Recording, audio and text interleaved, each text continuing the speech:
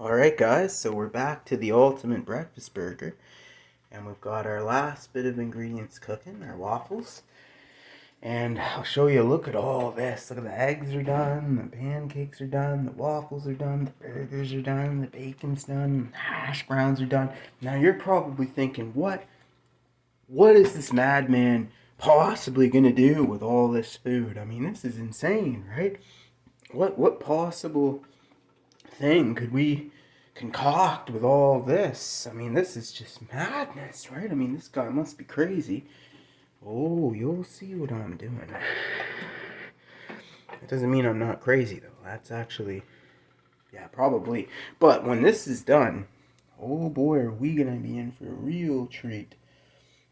I don't want to spoil the surprise. I'm keeping you in suspense a little bit on purpose there. But this is going to be good. Trust me, I got something cool. Oh, we're done. Okay. Now I get to show you.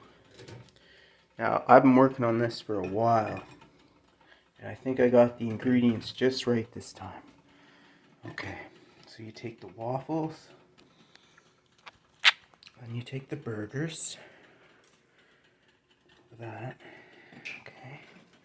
Take the burgers. Okay. Then you take the hash browns.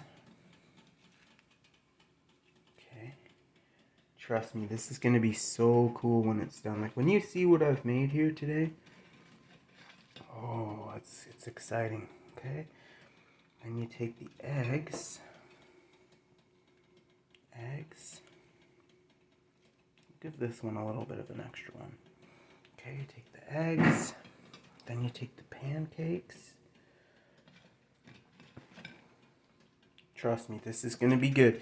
Now, the bacon turned out a little bit more well done than I planned, but it's still good. Okay, take the bacon. And then you take this.